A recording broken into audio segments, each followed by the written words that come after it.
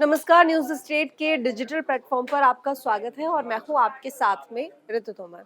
अभी भारत में जम्मू कश्मीर और हरियाणा में विधानसभा चुनाव हुए थे जिसका परिणाम कल ही घोषित किया गया है। हरियाणा की बात करें तो वहां पर बीजेपी जीती है, जम्मू कश्मीर की बात करें तो वहां पर इंडी गठबंधन ने जीत हासिल की है। लेकिन हरियाणा के परिणामों को अगर हम देखें तो वहां ये बीजेपी की जीत काफी अचंभित करने वाली थी और अप्रत्याशित जीत थी। कांग्रेस को तो इसकी फिलहाल बिल्कुल उम्मीद नहीं थी कि वहां पर कांग्रेस हार जाएगी। ना सिर्फ कांग्रेस को बल्कि हर कोई यही कह रहा था, यहाँ तक कि एग्जिट पोल की भी अगर हम बात करें तो यही कहा जा रहा था कि हरियाणा में कांग्रेस जीतेगी। लेकिन जब परिणाम सामने आए तो हर कोई आश्चर्यचकित रह गया कि आखिर ये कैसे हो गया।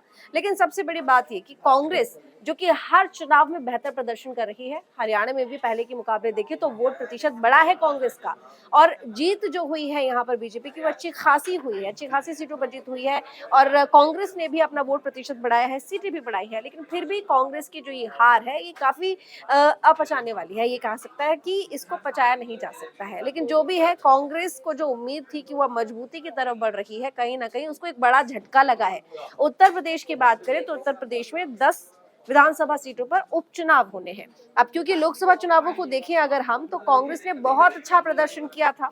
ऐसे में उम्मीद थी कि इन उपचुनावों में कांग्रेस की तरफ से, क्योंकि इंडी गठबंधन में समाजवादी पार्टी कांग्रेस के साथ में है, तो ऐसे में ये उम्मीद थी कि कांग्रेस को इस उपचुनाव में 10 में से कुछ नहीं तो 3 से 4 सीटें तो मिलना तय होगा।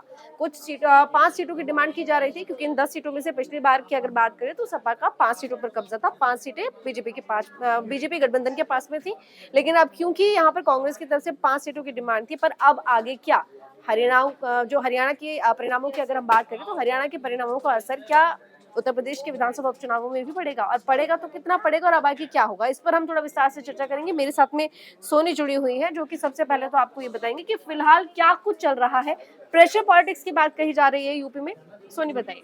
देखिए, जैसा कि अभी आपने कहा कि हरियाणा में जो है वो कांग्रेस का परफॉर्मेंस हम्म। इतना अच्छा नहीं रहा, क्योंकि हालांकि जो इससे पहले जो इलेक्शंस हुए थे उसमें काफी अच्छा किया जितना हमने सोचा भी नहीं था। हम्म। लेकिन अभी जब रुझान सामने हम्म। आ रहे हैं तो हमने देखा कि शायद कि कांग्रेस जीत सकती है, लेकिन एट द एंड हम्म। पासा पलट गया और हम्म। बीजेपी ने वहां पे तीसरी बार अपनी सरकार बना ली। तो ऐसे में कहीं ना कहीं जो इसका असर है वो जो यूपी में होंगे इलेक्शंस उसमें भी देखने को मिलेगा। आपने चीज मैं आपकी इस बात से बिल्कुल सहमत हूँ। साथ ही मैं सबको इसमें एक बात और बता दूं कि अब उसके पास एक सीट है, हालांकि उसने 5 सीटों की डिमांड की थी, लेकिन एक सीट है। और ऐसे में अब देखना यह है कि आखिर अब कितना उनको इससे नुकसान होता है इसका इलेक्शन का, जो अभी हरियाणा में इलेक्शन हुए।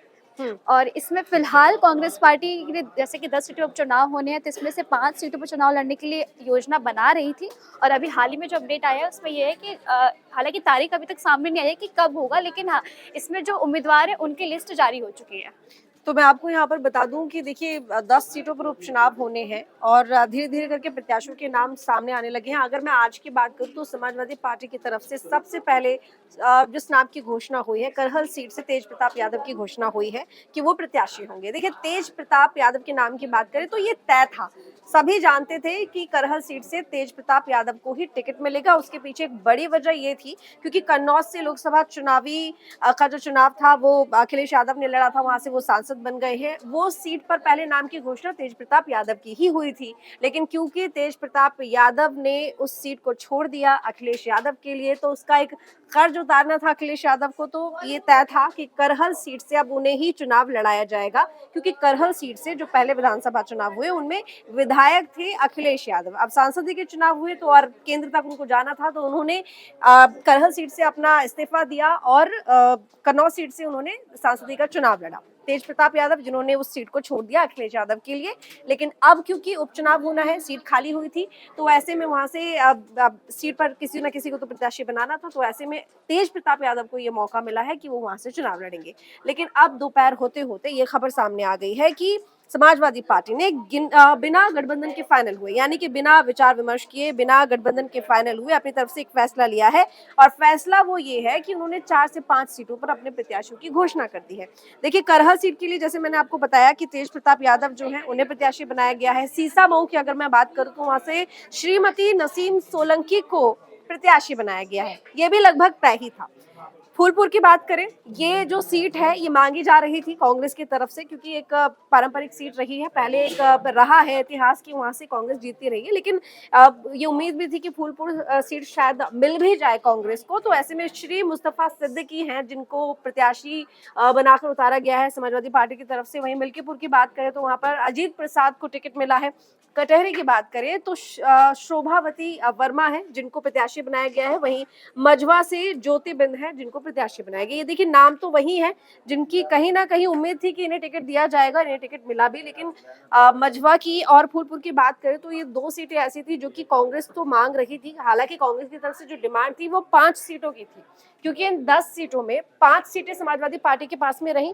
और बीजेपी की बात करें तो बीजेपी क्योंकि अलायंस की बात करें, यानी कि यहाँ पर हम एनडीए की बात करें, तो 5 सीटें उनके पास में थी। ऐसे में सब यहाँ पर कांग्रेस का ये कहना था कि 5 सीटें आपकी जो थी, यानी कि आप जिन पर पहले काबिज थे वो आप ले लीजिए, और वो 5 सीटें जिन पर बीजेपी का कब्जा रहा है वो आप हमें दे दीजिए, हम उन पर चुनाव लड़ना चाहते हैं। उम्मीद भी थी, क्योंकि लोकसभा चुनावों को अगर हम देखें तो लोकसभा चुनावों में कांग्रेस ने इतना अच्छा प्रदर्शन किया कि कहाँ सिर्फ एक सीट पिछले लोकसभा चुनावों में हासिल की थी, और इस बार लगभग 6 सीटें हैं उन पर काबिज रही। तो ऐसे में वोट प्रतिशत बढ़ा, सीट बढ़ी। लेकिन जाहिर है कि विधानसभा चुनावों में भी अब कांग्रेस को उम्मीद थी कि वो अच्छा प्रदर्शन कर पाते, और शायद यही वजह थी कि वो 5 सीटें मांग रही थी। लेकिन क्योंकि हरियाणा और जम्मू कश्मीर यहाँ पर समाजवादी पार्टी का ये कहना था कि हम गठबंधन में हैं, सेम पैनल पर हैं और केंद्र तक है, तो हमें हरियाणा में सीटें चाहिए। 6 सीटों की शायद डिमांड की जा रही थी समाजवादी पार्टी की तरफ से, लेकिन कांग्रेस की तरफ से सीटें नहीं दी गई, जिसके पीछे साफ साफ ये कहा गया कि क्योंकि आपका वोट बैंक नहीं है तो आप यहाँ से सीटें लेकर क्या करेंगे। उसके बाद समाजवादी पार्टी के जो अध्यक्ष अखिलेश यादव, उनकी तरफ से भी ये निर्देश दे दिया गया कार्यकर्ताओं को कि उनकी पार्टी कोई चुनाव हरियाणा में नहीं लड़ेगी, क्योंकि वो चाहते थे कि बीजेपी को अगर हराना है तो चलिए ये त्याग कर देते हैं। जम्मू कश्मीर की बात करें तो वहां पर भी अखिलेश यादव ने सीटें मांगी थी, लेकिन क्योंकि वहां पर भी सीटें नहीं मिली, ये कहा गया कि यहाँ पर भी आपका वोट बैंक नहीं है, जनाधार नहीं है, तो आप चुनाव लड़के क्या करेंगे। लेकिन वहां थोड़ा सा तैश में आए अखिलेश यादव, और उन्होंने क्या किया कि उन्होंने वहां पर 20 सीटों पर चुनाव लड़ लिया।